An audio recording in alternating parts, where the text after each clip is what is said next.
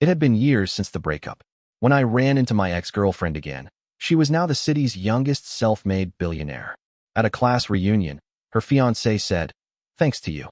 If you hadn't let go back then, the president of Thorn Corporation, Emily, married me when I was at my lowest. Everyone said she only married me despite my brother, but after she died in a car crash, she left her entire estate and a voice recorder to me." I gently pressed play, and her husky low voice filled the air. She said, "Alexander, could you maybe like me a little too?" After so many years, I finally glimpsed the vast, magnificent love she had hidden beneath a layer of ice. When I opened my eyes again, I was reborn. My adoptive mother was gripping my hand, saying, "Alexander, honey, could you go to prison for your brother?" Before I was 16, I was the pampered eldest son of the Thompson family, adored by my parents and sister, living a carefree life. But then Daniel showed up with a DNA test, and I learned that the nurse had switched us at birth. He was the true heir, and I was just the cuckoo in their nest. I had intended to leave, but my biological parents were already dead, and Mrs. Thompson couldn't bear to see me become an orphan, so she officially adopted me. My adoptive parents were good to me, my sister never neglected me, and Daniel never gave me any trouble. I was grateful. But then Daniel got into a dispute with another actor backstage at a studio. During the argument, the man fell down a flight of stairs and ended up in a vegetative state. There were no security cameras, but someone had to take the blame, and I, as it happened, was there and saw everything. My adoptive mother came to me in tears, begging me to take the fall for Daniel. Daniel knelt before me, cowed and slapping his own face, saying he was sorry. The whole family was a mess of gut-wrenching sobs, so I nodded. I took the blame for him, went to prison, and endured hell. At first, the Thompsons would visit me, crying tears of guilt or apology. But slowly, the visits stopped. Once during a prison activity, the warden asked us about our plans after release. I thought for a long time before carefully writing, "After I get out, I want to see Mom and Dad." The inmate next to me saw it and laughed, teasing me for writing something so simple. "Of course your Mom and Dad will come pick you up. How could you not see them?" he said. I just smiled and didn't argue. But when I was actually released, no one came. Only the Thompson family's assistant was there to drive me to the airport and give me a large sum of money. He didn't say a word, but I understood everything. My mom and dad didn't want me anymore. The Thompson family had abandoned me. I didn't take the money, not out of some sense of pride, but because I didn't want to owe the Thompsons anything more. They had raised me for over 20 years, and I had served 5 years in prison for their son. We were even. I rented an apartment and ran myself ragged before I found a job that didn't mind my criminal record. But after just 2 weeks, I was fired. I pressed for a reason, and the manager finally said, "You crossed someone you shouldn't have." I froze, then couldn't say another word. Who else could it be but the Thompsons? That day, I walked out onto the street, clutching my bag. A fine cool mist fell on my face and clothes. As I passed through Times Square, a live broadcast of Daniel was playing on the giant screen. I stopped and looked up. On the awards stage, he was handsome and dashing, radiating charm. The camera panned to the audience, and I saw Mrs. and Mr. Thompson looking at him with tears in their eyes, as if gazing upon a priceless treasure. Their eyes filled with love. For some reason, I suddenly remembered my first prison visit. My adoptive mother looked at my rapidly thinning frame and tearfully promised me, "Alexander, when you get out, Mom will take care of you for the rest of your life. Mom loves you." But the last time I saw her, 2 years before my release, her expression was only one of faint guilt. She had said, "Alexander, Daniel is getting engaged to Olivia Carter. He really likes her. When you get out, could you please leave this city so the Carter family doesn't find out about the past?" Olivia Carter, the heiress of the Carter family. There was a TV in prison, and I'd occasionally hear about the epic romance between Daniel and Olivia. They said Olivia, known as a flirtatious beauty in her circle, had settled down for Daniel. Even entering the entertainment industry, he despised to pave the way for him, leveraging her connections and presenting him with awards. I sometimes envied Daniel. He had loving parents and a doting girlfriend. In his early 20s, he already had it all, career and love. Unlike me, no parents, no career, no lover, and no one to love me. As for marrying Olivia, that was an accident. After being fired, I went back to my old neighborhood and got a job as a waiter in a restaurant. It was busy. I don't know how she found out where I was, but when she found me, I was serving beer to a customer. A drunk woman started getting handsy. I frowned and slapped her. The woman flew into a rage, kicked me to the ground, and sent a cascade of beer bottles and food all over me. The hot food burned. Still not satisfied, she was about to hit me again, cursing, but she suddenly went silent.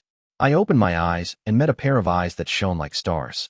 Olivia smirked a lazy, insincere smile. Alexander, is this what you're doing now? I got up, brushed the food scraps off myself, nodded, and tried to walk past her. But I had only taken a few steps when I heard her voice behind me. Seeing you in such a mess. How about you marry me? I turned back in shock.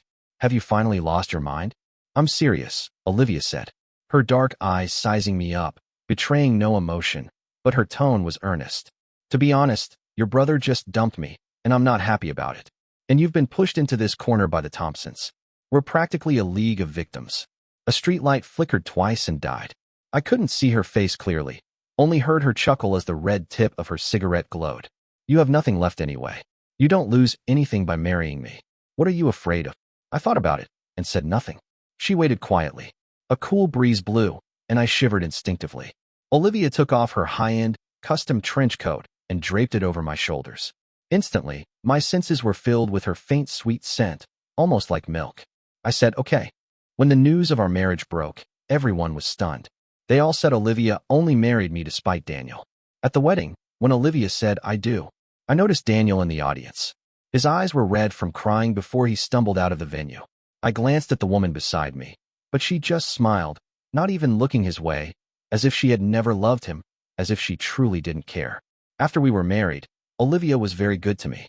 She got me a job as her assistant, so we were tied together at all times. When I asked why, she just smiled flirtatiously. I can't trust leaving a handsome guy like you at home alone. What if a thief steals you away? I'd be a widow without ever having been a proper wife. Wouldn't that be a huge loss? I laughed at her shamelessness and didn't bother arguing. Those years in prison had taken a toll on my body. A common cold or cough, for a normal person, would turn into a major illness for me. Olivia brought in all sorts of famous doctors to treat me, and I finally got a little better. By my bedside, she held my hand. Her expression was serious and almost reverent. Alexander, I've bought you, so your life is mine now. You can't die before me. It was a childish thing to say, but seeing the hidden sorrow in her eyes, I eventually nodded. I didn't understand her sadness, but I had long learned not to ask, not to disturb. Okay, we were supposed to grow old together. But in the end, the one who broke the promise wasn't me. It was Olivia. Mr. Thompson, Ms. Carter passed away yesterday at 3:10 a.m. due to a major car accident. Resuscitation was unsuccessful. Please accept our condolences. Pushing open the door to the morgue, I saw Olivia's parents already sobbing uncontrollably. I looked at Olivia's pale, colorless face and could only think. Fate had blessed her with a family, beauty, and talent beyond anyone's reach. So why was it so stingy as to only give her 34 years? What a pity, what a shame. I handled Olivia's funeral arrangements myself. After 5 years of marriage, many people still didn't approve of our relationship. Daniel, his love turned to hate, was always waiting to see me make a fool of myself. But no one expected Olivia to leave all her assets and shares to me. Her parents had no objections. They just looked bent and broken as they left, their former vitality gone. A week later, Olivia's lawyer, Mr. Davies, brought me the inheritance transfer documents. As he was leaving, he handed me a voice recorder. This was Miss Carter's. It's been repaired. I thought you might need it, Mr. Thompson. On the recording, the woman's voice was cool and clear, tinged with a bit of static that made it sound even huskier. I didn't marry you to spite Daniel. I married you because I like you. I froze, but my heart was strangely calm, as if I had expected it. Olivia let out a small laugh. You've probably forgotten, but we met a long time ago. You were the untouchable genius of our school, the teacher's favorite. My own mentor was always talking about you. Every time he finished chatting with your teacher, he'd come back and tell me grumpily, Olivia, I'm starting to dislike you. Stay away from me. She mimicked her mentor's tone, sounding incredibly cute. I chuckled unconsciously, but then my smile slowly faded. Olivia continued, I hated you back then, but I couldn't stop my eyes from following you. I guess I'm a bit of a masochist. But then, you went to prison for so-called intentional injury. I didn't believe it. I was determined to find out the truth. But unfortunately, the Thompsons had cleaned up all the evidence. So I set my sights on Daniel. So that was it. The legendary love story between Olivia and Daniel was just a cover for her to find out the truth about my imprisonment. But Olivia didn't expect Daniel's lips to be so tightly sealed. Still, she eventually found some clues. I suddenly remembered something from before our marriage. One day, Olivia had asked me excitedly, "Alexander, do you want to get revenge?" No, I had shaken my head. We're even after all these years. I finally understood. She must have found out the truth that day. She uncovered the truth for me, and then, for me, she buried it again. So it was all because of me. The emotions in my eyes trembled violently, and my whole body began to shake uncontrollably as tears streamed down my face. But then again, my acting must have been really, really good to have fooled everyone, including you. Do you know how adorable your expression was when I found you and asked you to marry me? Never mind, I'm rambling again. Actually, there's something I've always wanted to ask you. Olivia coughed. Her voice, usually so cool, now held a rare hint of youthful shyness. Alexander, could you like me a little too? I probably won't hear it in this life. So in the next life, when I come find you, you can tell me. Then, amid the screech of sudden breaking and the shouts and screams of a crowd, I clearly heard her last words. She said, Alexander, I really, really, really like you so much. The end of her sentence was even tinged with a smile. The emotions I had suppressed for so long suddenly collapsed. In the empty living room, the lilies Olivia had brought home a few days ago still sat on the table. I had always loved lilies, and she had presented them to me like a treasure. Alexander, do they smell good? I picked them out one by one. Alexander, from now on, I'll be the one to change the flowers at home. The tiny specks of light in her eyes then were like gentle starlight. How could I have said no? But the one who made the promise had lied. She left first, taking the last bit of life from the lilies with her. The warm sun streamed through the French windows, landing on my shoulder. I reached out to touch it, but only felt a chilling cold. Today, I finally saw the magnificent, secret love Olivia had hidden under her icy exterior. But it seemed it was too late. The next time Mr. Davies saw Mr. Thompson was a week later when he came to sign the inheritance papers. He had worked for Olivia for many years and had met Alexander many times. In his memory, Alexander was always composed, a gentle smile on his face, like a jade Buddha, observing the world's chaos with detached calm, without joy, anger, or any sign of being moved. Even when he learned of Olivia's death, he had only paused for a moment, his eyes not even turning red. Olivia had been so good to him, yet he hadn't shed a single tear for her. Mr. Davies had secretly felt it was unfair to Olivia. But this time, as soon as he entered the living room, he saw Alexander clutching a bouquet of withered lilies, his face whiter than falling snow. When he saw the lawyer, he didn't even offer a polite smile, just stated coldly, Mr. Davies, donate her assets to an orphanage. I don't want them. There was no room for discussion. As he was leaving, Mr. Davies couldn't help but turn back and ask, Mr. Thompson, did you ever love Miss Carter? I just smiled and didn't answer. Many years later, Alexander was a renowned philanthropist, having sponsored countless orphans. I saw him again on his deathbed. He was only 45, but his hair was completely white. At that moment, he was looking out the window as if he saw someone. A boyish, bashful look on his face, he said, I did. I always have. Mom is begging you, just save your brother. He's still so young. How can he go to prison? Bro, I really know I was wrong. I don't want to go to prison. I'm a big star. My whole life will be ruined if I go to jail. Waking from a deep darkness, my ears were filled with a cacophony of crying and shouting. My head throbbed. I slowly opened my eyes and took in the scene. Daniel was kneeling on the floor, sobbing while Mr. Thompson held him, comforting him.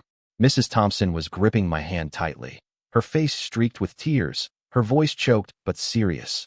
Could you go to prison for your brother? I looked at her silently. Taking my silence as encouragement, she gritted her teeth. Alexander, there were no cameras at the scene. Only you and Daniel were there. The paparazzi only got a blurry shot of a back, nothing recognizable. As long as you admit you accidentally pushed Caleb, the police won't find anything. Don't worry. Once you're in prison, Mom will arrange everything to make sure you don't suffer. When you get out, the Thompson family will take care of you for life. She had said the same thing in my past life, but the promise had a shelf life of only a year. After it expired, I was moved out of the single cell, leading to bullying and retaliation from others, humiliation and unbearable suffering. But no one ever came to see me. It wasn't until I was hospitalized for nitrite poisoning from the prison food that Mrs. Thompson appeared at my bedside that day. She looked down at me, her expression tinged with impatience. It's a prison after all, not a resort. A little suffering is inevitable. Alexander, don't be so dramatic. Daniel has to go abroad for work soon, and I'm worried about him. I probably won't have time to visit you anymore." After that, I never saw her again. Looking at Mrs. Thompson's tear-streaked face now, I believed her words were sincere at this moment. But sincerity is fickle. Her guilt and remorse for me would eventually, over time, morph into a deeper fear. I gently pulled my hand away from hers. "No," I said. Mrs. Thompson was stunned, probably not expecting me, who was usually as meek as a lamb, to refuse her. But when I spoke again, my voice was serious. "And Mom, I'm grateful that you raised me for 20 years, but I'm not willing to gamble my entire life on it. Call me selfish, call me an ungrateful wolf, but I will not take the fall for him. I was reborn to not repeat my mistakes in my past life. Olivia saved me. This time I had to save myself, and then walk to her side with my head held high." My refusal enraged Mr. Thompson. He berated me for being ungrateful, for enjoying the Thompson family's benefits for so many years without being willing to give anything back. Mrs. Thompson and Daniel cried their hearts out. Seeing that I wouldn't budge, they worried I would run, so they locked me in my room. Only my sister, Emily, remained silent throughout, just as she had in my past life. Mrs. Thompson took my phone, but she didn't know I had a spare. I turned on the backup phone. The news of Caleb's accidental injury yesterday, which had left him in a coma, was already trending. There was only a blurry photo of a back from a paparazzo and his claim. Daniel had been alone with Caleb for a while. The police were probably on their way. I scrolled through my contacts on the spare phone and instinctively stopped at a familiar number. I hesitated but ultimately didn't dial. A part of me was afraid that the person on the other end wouldn't be the one I knew, and even more afraid that if I woke up from this dream, I'd never see her again. In my past life, after Olivia died, I kept her phone number active. In the dead of night, I would send her texts about my day or just random thoughts. I would always get an auto reply. "Alexander." She had set it up before she died. How could a person be so cruel, so cruelly holding on to my heart that I couldn't forget her for 20, 30 years? I got up and opened the curtains. Warm sunlight fell on me, carrying a slight chill. I saw the police officers outside and Mr. Thompson's furtive glance in my direction. With a trembling hand, I finally sent a text message. "Olivia, do you want to come save me?" Mrs. Thompson wanted to stop me from showing my face and thus solidify my guilt, but I pounded on the door. Facing the police's questions, I ignored Mrs. Thompson's pleading gaze and answered each one. In my past life, the case was closed so smoothly because I confessed and even destroyed my own alibi. But this time I wouldn't be so foolish. The gratitude from those 20-odd years had already been worn away. In my previous life, not hating them was the best I could do. In contrast to my calm composure, Daniel was flustered and guilty. It was obvious who was in the right and who was in the wrong. When Daniel was taken away, Mrs. Thompson screamed hysterically, and Mr. Thompson's face was dark. His occasional glances at me were filled with the hatred one would have for a son's murderer. They followed Daniel out without another word. Just then, Emily walked up to me and said in a low voice, "The Thompson family has no place for you anymore. You should leave." I looked up at her, my gaze lingering on her reddened eyes for a second. "You don't blame me?" Emily paused, not answering yes or no, just looking towards the distant police car. Her voice as light as the wind. "You're my brother too." She had said the same thing in my past life. She had advised me not to take the fall. I looked down at her, my gaze like wind and rain, gentle and pleased. "You're my brother too." I had ignored her advice then, but this time I decided to listen. Mr. and Mrs. Thompson must hate me to the bone now. Staying would only cause more trouble. I said seriously, "Take care of yourself." Emily's lips curved into a faint smile, her voice hoarse. "Alexander, live your life to the fullest." I walked out of the Thompson house and looked ahead. The wind blew, and the sunlight felt warm on my skin. Just then, a figure rushed in front of me, their tone frantic. "Alexander." I paused and looked up. A woman in a black dress, her figure slender and graceful, her eyes deep. Standing in the morning sun, she seemed to be glowing. Her elegant, roguishly handsome face usually looked lazy and carefree, but right now her face was slightly pale, her expression tense as she looked me over. Seeing that I was unharmed, her expression relaxed. Her gaze rested on my suitcase for a couple of seconds before she spoke again. "Alexander, did you run away from home?" It was Olivia, a much younger Olivia. Memories flooded my mind. Her gentle gazes, her lazy yawns, me holding her hand as we walked into our marriage, and finally, the image of our first real meeting that evening, her hands secretly clenched as she asked, "Alexander, How about you marry me? My heart pounded wildly in my chest. I couldn't bear to look away from her, not even for a second, until her eyes widened in alarm. Why are you crying? Who bullied you? Why was I crying? I should have been happy to see her again, but all the emotions pent up from my past life turned into tears, flowing from my heart. I couldn't stop them. I cried, and Olivia just stood there quietly with me. After a long while, she pulled me into her arms with a sort of helpless affection, as if comforting a beloved child. Don't cry. Who bullied you? Tell me, okay? I clutched her sleeve and shook my head. I don't want revenge. I just want to be with you. I went back to Olivia's apartment with her. It was cold and empty. In my past life, after she died, I would often stay here, as if in remembrance. I was already familiar with the layout, but I didn't notice Olivia's gaze darkened for a moment as I confidently walked to the far end of the apartment and turned into the bathroom. Looking at my red, swollen, and pathetic reflection in the mirror, I sighed, feeling a bit embarrassed. I had resolved to face Olivia with dignity, yet here I was, a complete mess. But it didn't matter. Olivia loved me so much she wouldn't mind. That was the one thing I was most certain of in this life.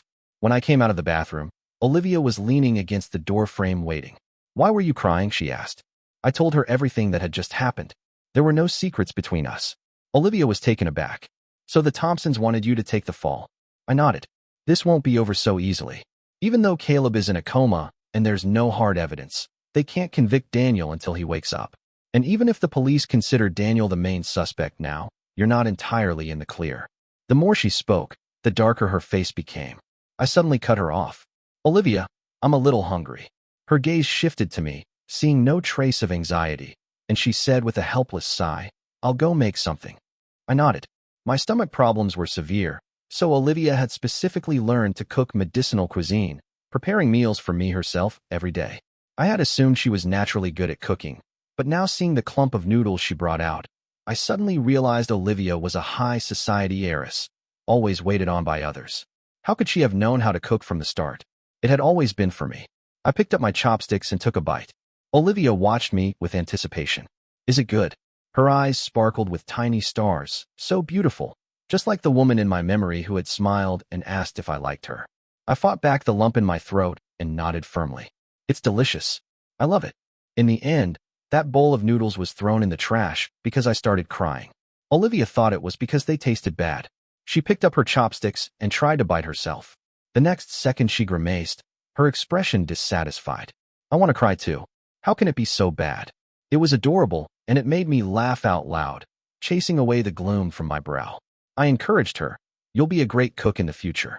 I'm laughing because, well, I'm your only customer in the future. The woman's eyes flickered, a thoughtful, inscrutable look in them. She said in a deep voice, Alexander, what am I to you in the future? I looked up and met her dark, confident, and certain eyes. She had guessed. She was always so smart. Perhaps. I paused for a moment, then said slowly, my love. I thought Olivia might be stunned, or maybe frown and ask for more details. But instead, her expression softened and her lips curved upwards, shedding their usual carefree air for one of utter sincerity. That's good, she said. Looking at the beauty mark near her eye that moved when she smiled, I suddenly wanted to taste it. I thought about it, and then I did it. I stood on my toes, and as she looked at me in astonishment, I whispered, Olivia, I like you so much. I forgot to tell you in my last life, so I'm telling you now. I like you. I've always liked you. Before bed, Olivia tucked me in. If you get scared, I'll be here right away. Before leaving, she placed the protective amulet she wore around her neck on my chest. I knew about it. Olivia had been frail as a child, and her mother had gotten this amulet for her to protect her as she grew up. Now she was using it to protect me. I clutched the jade pendant, my heart racing and my cheeks burning. It wasn't until Olivia had slowly walked out that I realized my face was a little sore from smiling so much.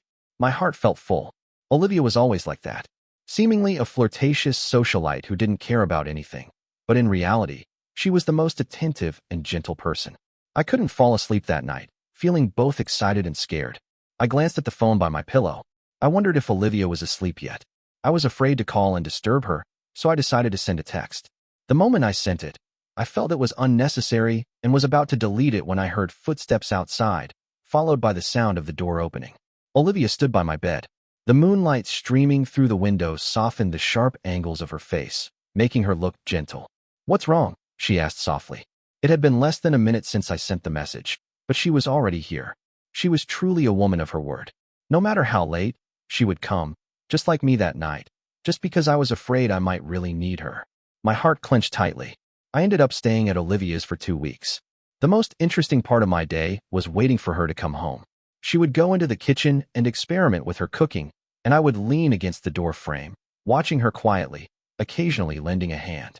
With her hair tied up, revealing a beautiful and slightly youthful face bathed in a warm glow, she exuded a gentle grace. At this point, she hadn't even graduated from college yet. Compared to the decisive, powerful Olivia from my past life, she was still a bit green. This was a time in her life I had never been a part of, never known. She would occasionally look up at me, her lips curling into a slight smile, the pure love in her eyes impossible to hide. She was so in love with me. I was struck by the realization that in the time I never knew, Olivia had loved me with all her heart. My heart constricted, and the feeling spread through my body, finally turning into a long sigh. As Olivia's cooking skills improved day by day, the Thompson family finally couldn't hold back any longer. They weren't going to let Daniel just admit his guilt and go to prison. But I never expected them to stoop so low as to bribe Caleb's agent to point the finger at me as the real culprit. So shameless, so despicable. Mrs. Thompson revealed my and Daniel's true parentage to the media, crying a river of tears. I never thought Alexander would intentionally hurt someone. He was always such a good boy. Now, to avoid punishment, he's framing his own brother. Daniel is my biological son, but he's barely had a day of happiness, and now he's being falsely accused. Alexander is breaking my heart. Daniel huddled in her arms, clumsily wiping her tears while letting his own stream down his face. "Mom, don't be sad. Brother must have just made a mistake in a moment of confusion. If I can atone for his sin, I'm willing to take his place as long as he can be a good son to you." The mother and son put on a pitiful, sorrowful performance for the media. Those who make mistakes must take responsibility. You shouldn't have to bear what isn't yours to bear, Mr. Thompson said rightfully to the cameras. "Alexander, the Thompson family raised you for so many years. We hope you will step forward." Once the video was released, a wave of condemnation against me swept the internet. What an ungrateful wolf. A fake young master who enjoyed a life of luxury for years, only to let the real son of the Thompson family take the fall for him. Is he even human? You coward. You do the crime, but won't do the time. Yeah, the Thompson family was more than fair to you, and this is how you repay their kindness. The insults were endless. My private social media accounts were docked, and my DMs exploded daily. Even old classmates called to ask about the situation, some telling me to just confess. The outside world was in an uproar, but I did nothing. No matter how much the Thompsons stirred up trouble, as long as the police didn't summon me, I was innocent. Why should I fall into the trap of having to prove myself? That day, Olivia got the news and rushed home. The first thing she said was, "I can help you." "No need," I started to say. Halfway through my sentence, for some reason, I suddenly remembered an incident from my past life, a fierce argument. It was simply because Olivia was treating me too well, which made many people jealous. Someone started spreading rumors about my time in prison, and the internet was filled with insults, all boiling down to me not being good enough for Olivia.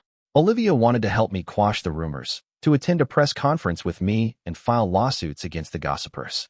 But I felt it was unnecessary. I had been to prison, and though my conscience was clear, I didn't want Olivia to be dragged into the controversy. This infuriated her. She coldly asked if I even cared about her, if I considered her my wife. I just thought it was better to let things cool down, that she was being unreasonable. That day, the living room lights were off, leaving only the fading glow of sunset. After a long silence, she said one thing. "You are pristine in this world, and I can't stand anyone pointing fingers at you. Do you understand?" I remained silent, refusing to answer. I looked back and saw her lonely silhouette. I felt a pang of regret then. I should have just agreed with her. It was such a small thing. I never thought that would be the last time I saw her. After she died, I asked myself over and over again why I wouldn't stand with her, why I wouldn't tell her how I felt. Those bouquets of lilies, that constant care, that focused gaze, did I really not notice she loved me? I knew it all along, but I was just a bastard who took her for granted, so sure that Olivia would be with me until the end, selfishly basking in her love without ever soothing her anxious heart. It wasn't until she was dead that I understood love. But the cruelest thing about a love realized too late is that before you can even confess it, you've lost the chance forever. This new life was a chance from heaven to make amends. I couldn't be bothered with the coyness and slow progression of a typical romance. I just wanted to be with her. I wanted to, and I still wanted to. So I wrapped my arms around Olivia tightly and kissed her lips. Between our lips and teeth, I gasped softly. Okay, consider this the down payment on your reward. Olivia froze for a second, then pushed me down onto the sofa with more force and passion. 2 hours later, I was too tired to get up, but I held onto Olivia tightly, refusing to let go. I looked at her, so sleepy I could barely keep my eyes open, but I didn't want to close them. I was still afraid this was all a dream. She leaned down and kissed my cheek, my brow. Alexander, I'm always here. I couldn't hold on any longer and fell into darkness. In the darkness, I was in my pajamas, lying in a black and white bedroom. On the nightstand was a glass of cold water and a white pill next to it. It was cold and empty without that familiar person. My heart suddenly seized with pain as memories flooded my mind, finally settling on that low, static, filled Alexander. I really like you so much. So it was a dream, a beautiful dream.